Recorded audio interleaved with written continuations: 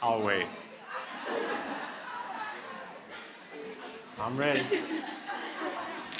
Okay, we ready? Good evening, everyone.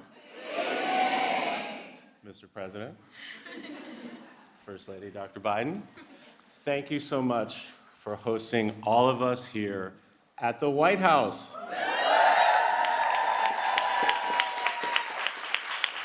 And of course, my wife.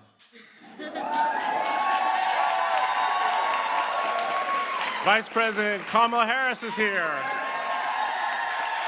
The first woman vice president. All right, we know this is a celebration, and we're here to celebrate Women's History Month to highlight the accomplishments of women all across our nation, to pay tribute to the trailblazers who paved the way for future generations. But it's also our time to reaffirm our commitment to advancing rights and opportunities for women and girls, not only here in the United States, but all around the world.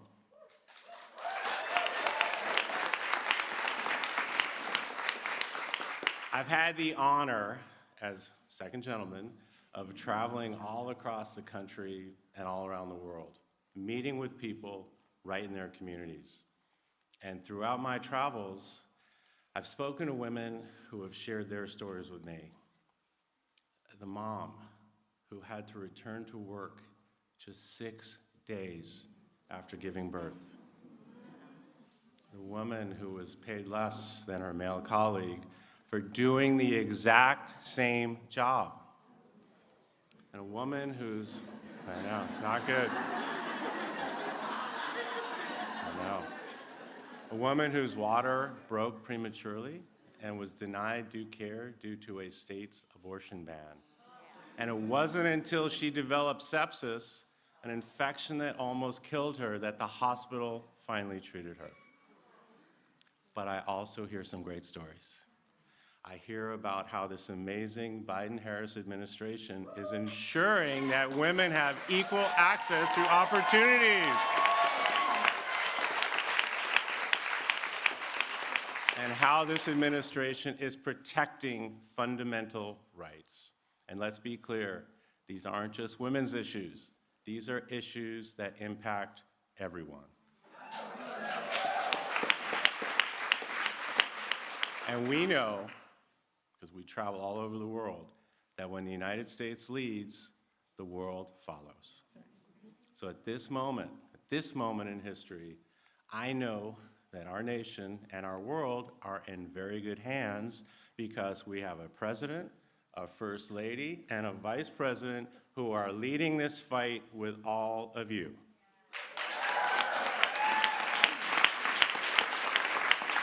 Our first lady, Dr. Jill Biden.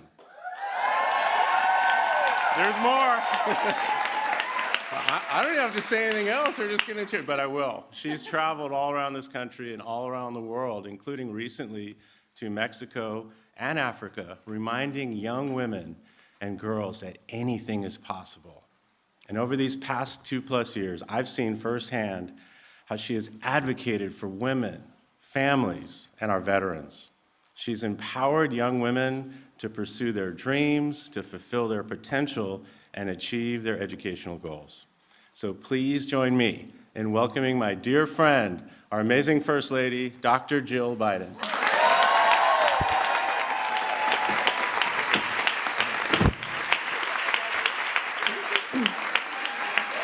Thank you.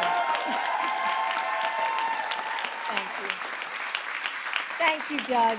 You know, your commitment to supporting women's rights serves as such a powerful example for our nation. Thank you. And as I look at this room full of women who have led social change movements and shattered glass ceilings, broken the barriers of businesses and even our Earth's atmosphere, I am inspired. This audience is a testament to how high women can rise, a testament to the progress we can make when we invest in women and believe in them, when we work together to tear down the barriers that hold so many back. And we must keep going, not just for ourselves, but for the girls who will inherit our world.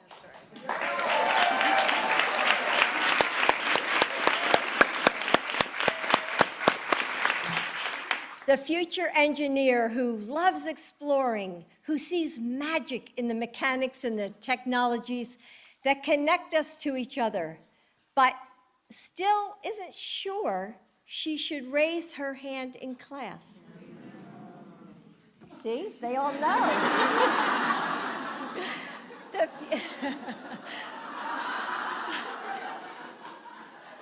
The future president or CEO who is told that, hey, her voice is too loud or bold or bossy.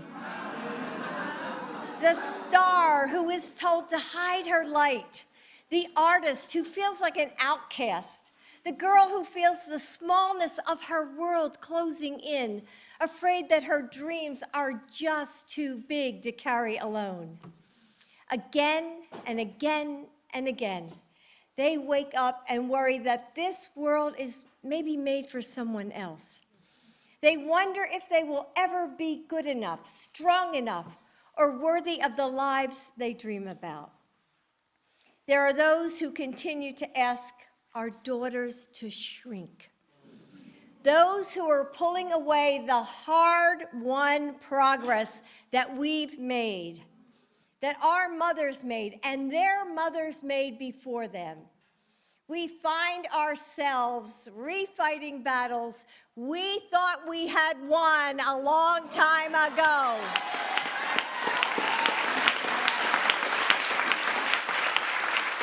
Equality, justice, freedom for all, these are the flames we must feed with our voices and our vigilance. Because the fight for women's equality should have an end.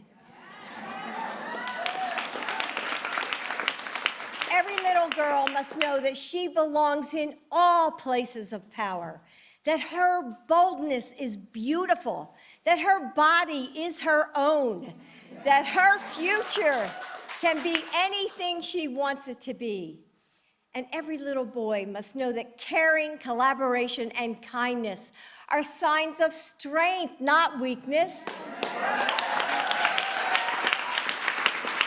That he can feed and teach and mentor, that this is his fight too. We need more men to hold each other accountable when women are being hurt or left behind. Together, we will build a world worthy of that generation. So to every little girl who has ever wondered, can I, one person, one voice, one girl, can I make a difference? Standing here among women who have shaped our laws and become leaders in the military, who have organized movements for justice and inspired change, who have brought poetry and art and stories into our lives. We have the answer for those girls. Yes, you matter.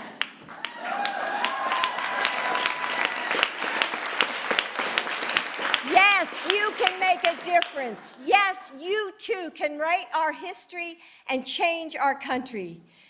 Today, as we celebrate Women's History Month, let us celebrate you and all women who with sweat and sacrifice have shaped this country we call home. Let us draw strength from those who came before and share that strength, that sisterhood that surround us. Let our voices be the chorus that calls the next generation forward, that kindles their courage and cheers them on to carve a path of their own. Let us work with clarity and persistence, with hope in our hearts, to continue building the world that our daughters and all children deserve. Thank you.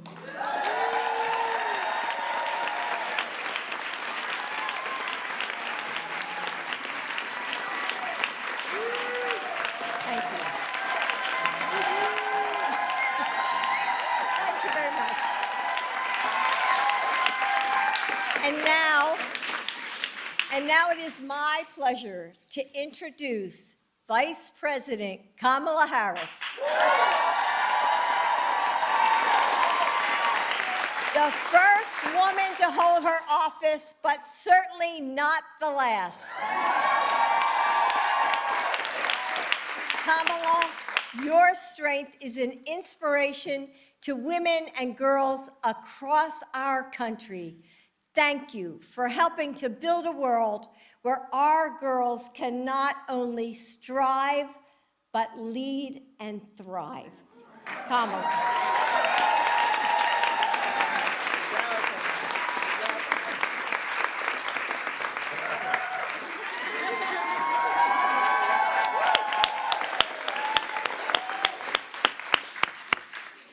That's why she's the First Lady.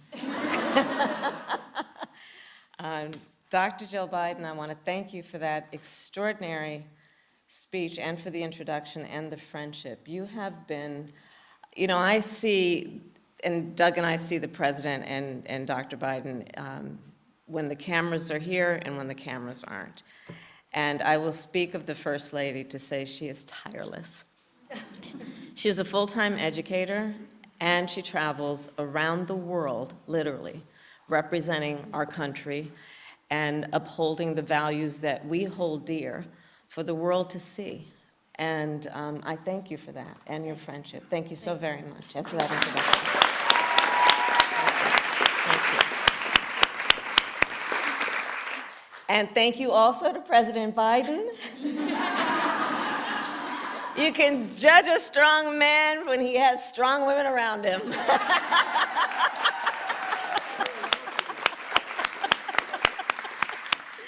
And the first, second gentleman of the United States of America. So it is good to see everyone. What an extraordinary thing my eyes behold looking out here. We have leaders in the United States Congress who are here, of course, Speaker Emerita Nancy Pelosi, among them.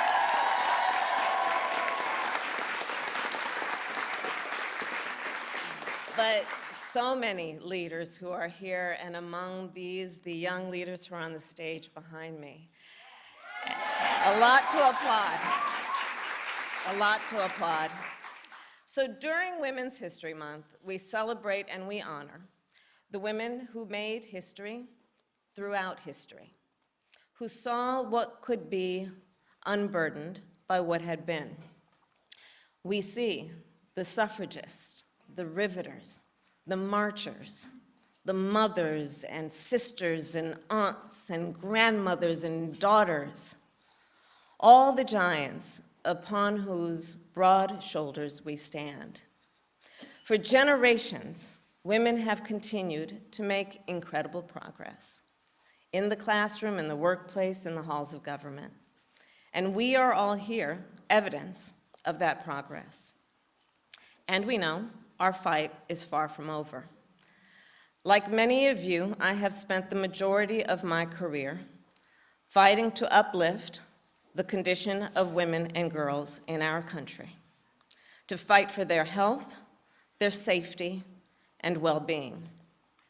And therefore, I know from experience that there are many factors that impact a woman's ability to survive and thrive in America. And one of those factors is the economic empowerment of women. I don't need to tell anybody here, when we improve the economic status of women, we improve the economic status of families, communities, and our entire nation benefits. When women are economically empowered, communities are healthier because, of course, for example, families can afford medical care for a young child or an aging parent. And when women are economically empowered, communities are safer. And I say that as a former courtroom prosecutor, elected district attorney, and attorney general. You see, in that career, I focused on crimes of violence against women and children. And there is so much that we need to do still to prevent violence and keep women safe, including to understand the link between economic security and public safety. You know, a lot of people around here talking about the importance of public safety, and we all know how important that is. But understand the connections between the issues. Understand that too often, for example, we see women who are facing violence because they simply cannot financially afford to leave an abusive situation, especially when her highest priority will always be to keep a roof over her children's head or food on their table. So here's the deal. Anybody who says they support public safety and public health must also support women's economic security and well-being.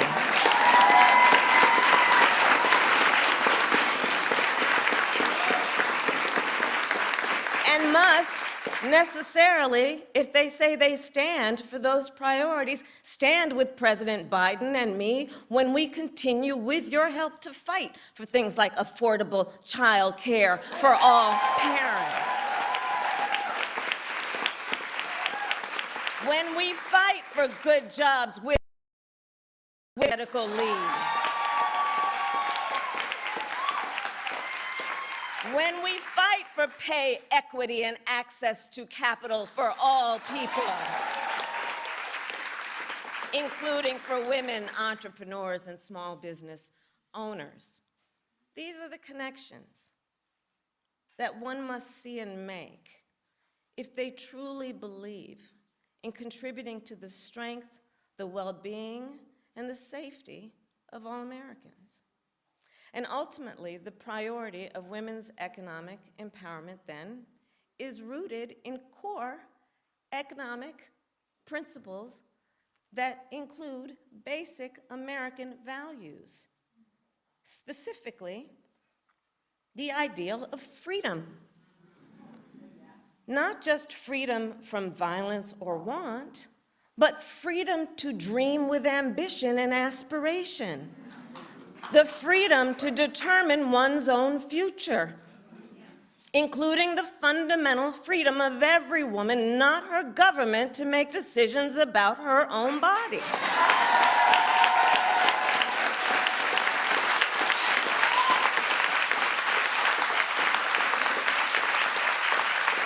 All these issues are connected. All these issues are connected when we talk about the importance of freedom.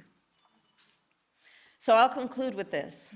You all have heard many times me talk about my mother. My niece is here, my mother's granddaughter. And my mother, your grandma, had many sayings, and often she would say to me, Kamala, you may be the first to do many things, but make sure you are not the last.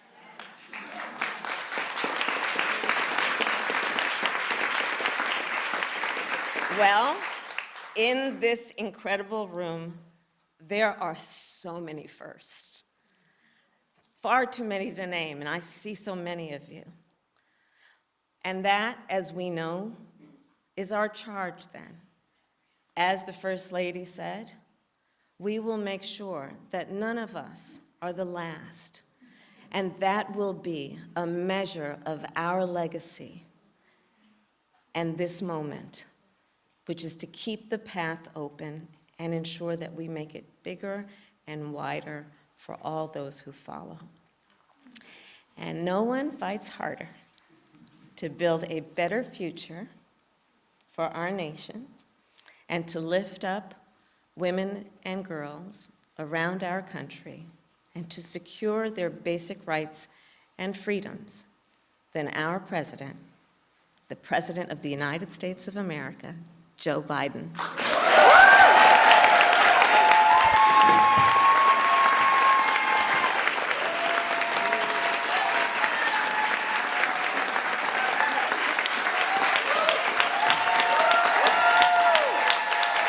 Thank you. Thank you, Kamala. I appreciate that. And Madam First Lady, this is a woman who 6 years ago said, I don't want to speak in front of big crowds.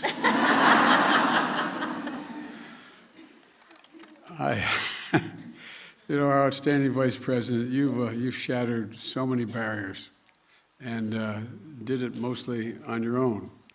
You know, San Francisco, first woman district attorney, California's first woman attorney general. Doug, you've had such an incredible partner in this historic progress, and you've been one hell of a partner as well. I watched you. We were talking inside. Jill has, and I think I told Nancy this before, Jill has put messages on my mirror while I'm shaving, so I make sure I see them. And one that was put in about a year ago was, stop trying to make me love you.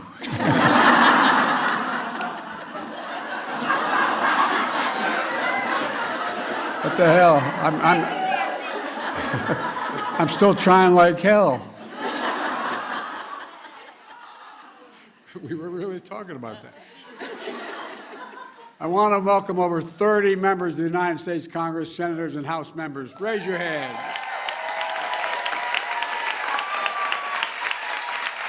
Thank you, thank you, thank you, thank you, thank you. You're changing the world. The idea what we got passed would have been able to be done without this number of women in the Congress and Senate. Wouldn't have happened. And good evening, everyone. As I've said earlier, I'm Jill Biden's husband. And I'm especially proud today to say that, and to mark Women's History Month. This is a time for celebrating extraordinary women who've made their mark in history, strengthened our nation. And like Jill, the First Lady, the first full-time lady, the First Lady who works full-time, in addition to being the First Lady, as a professor. She still teaches 15 credits, and as a community college. And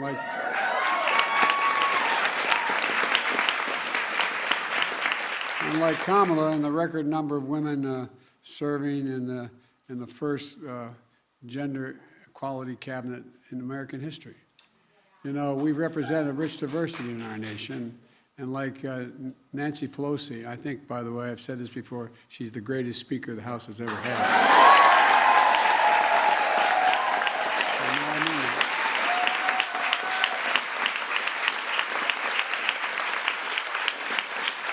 Well, I've made a commitment that when we got elected, that this administration was going to look like America.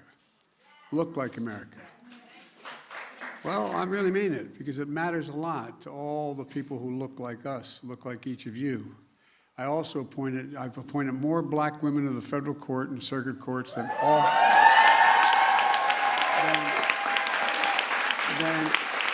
every other president combined, including the first black woman in the Supreme Court, Justice Ketanji Brown Jackson.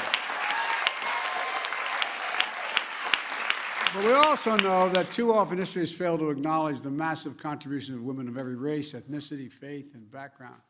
Today, we celebrate both the legacy, both sung and unsung trailblazers, advocates who've made the world a fairer, more just, and free place. That includes many of you here today, including the high school and college graduates standing behind me here. Here's my back.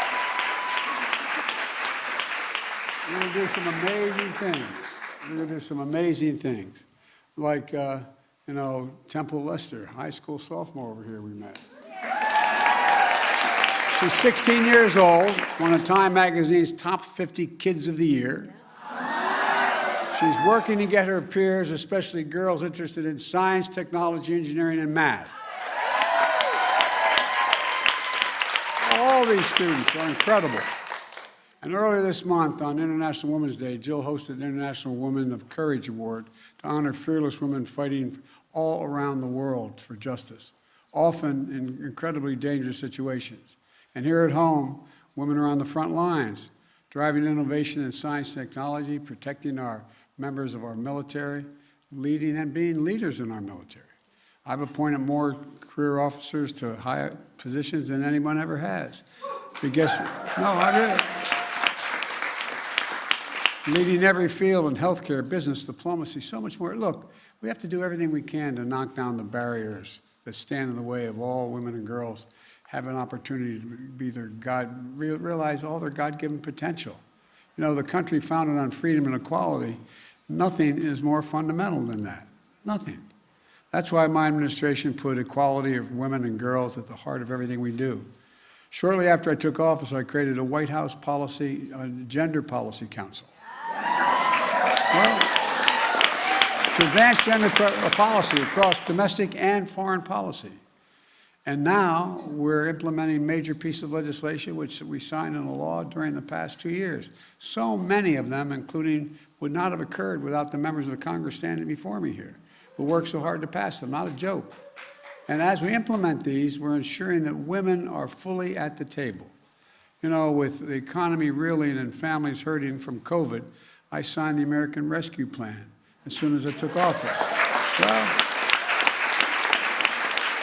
it powered the strongest, more equitable job creation in any point in any administration's history and created more jobs, 12 million, in the first 2 years than any administration did in 4 years. And a majority of those people are women hired. The majority of that 12 million are women, factually. It helped keep the doors open to 220,000 child care centers, 90% of which are owned and staffed by women, so families could take care of their children and go to work. And my child tax credit cut child poverty in half and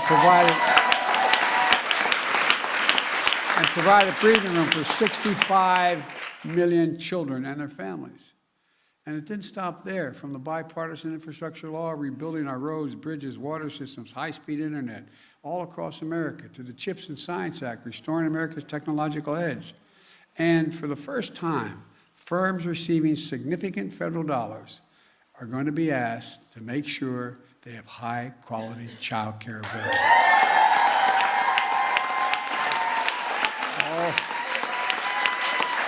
We're going to ask very politely, but we're insisting. And we're going to get, and so women can get and keep these good jobs. The Inflation Reduction Act, the country's biggest investment in climate ever, actually anywhere in history.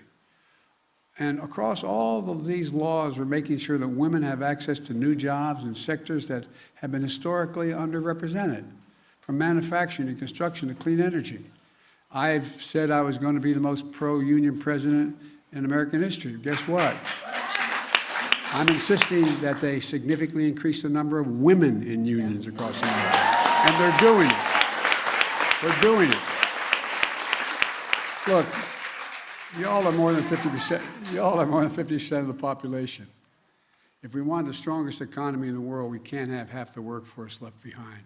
It's simple. It's that simple. And that's why I signed legislation requiring reasonable accommodations in workplaces for pregnant women and nursing moms so they can keep their jobs in place.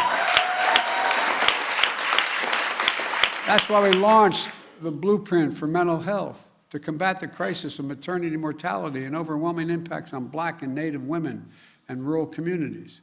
That's why we made historic investments to make child care more affordable for families. All this matters. It matters. And you know, while we commit to women's economic security, we have to ensure their physical security as well. Ending violence against women has been, as some of you have been, none of you have been around as long as I have, but it's really been the cause of my life. You know, I literally, as my sister would say, I wrote the Violence Against Women Act with my own paw.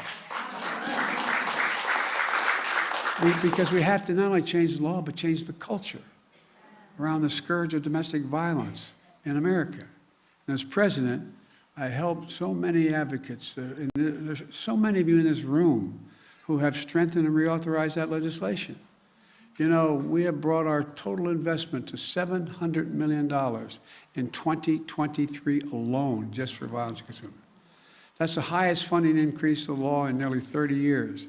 Improves training for law enforcement, including online abuse and harassment.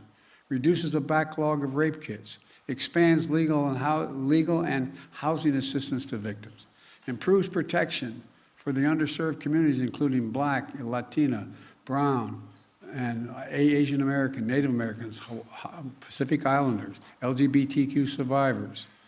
And we stood up against the scourge of anti-Asian hate that has festered in this country for too long, and the violence that disproportionately impacts on Asian American women. You know, but this builds on other steps you've taken and we've taken, like the most significant gun safety law in 30 years. Help keep guns out of the hands of domestic political advisors, but we still have to ban assault weapons again.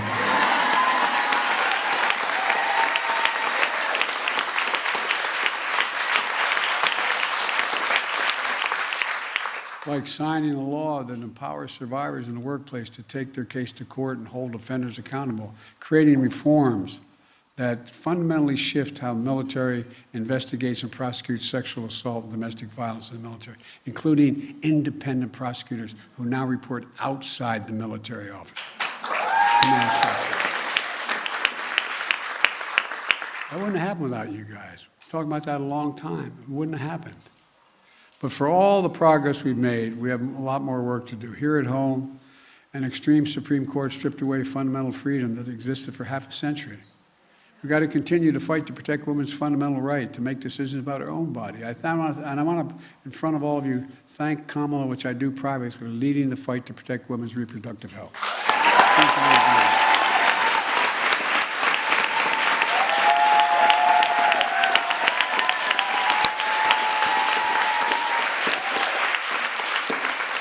And as I said in the State of the Union, we got to finish the job. By investing in child and elder care, by passing national programs of paid family leave and medical leave. No Americans have to choose between a paycheck and taking care of their loved one, taking care of themselves. We have to stand together on the rising tide of hateful laws targeting transgender women and girls. And that's why I continue to call on Congress, pass the Bipartisan Equality Act. Pass it now. And look, we have to stand up for women worldwide. You know, I issued a presidential memorandum on conflict-related sexual violence, as rape continues to be used as a weapon of war in Ukraine by the Russians and elsewhere.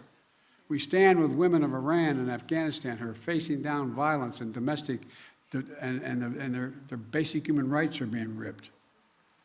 The budget I laid out 2 weeks ago includes more than $3 billion, a record amount to advance gender equality globally, not just at home.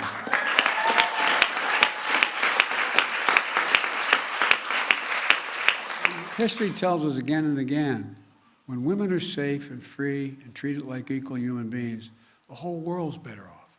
The whole world, it's just a fact. We don't even talk about it, but it's true. I'm going to close with this. If you go downstairs, you'll see a display of the great Shirley Chisholm, who I knew and served with. The first black woman to serve in Congress. She said, women develop special leadership qualities through their reservoir experience like patience, tolerance, and perseverance. And she went on to say, and I quote, to help our society become the kind of society it must be. Well, today we honor generations of female visionaries, known and unknown, on whose shoulders we all stand. We celebrate all of you, who push the country forward every single day and don't yield, to bring us closer to that sacred American ideal.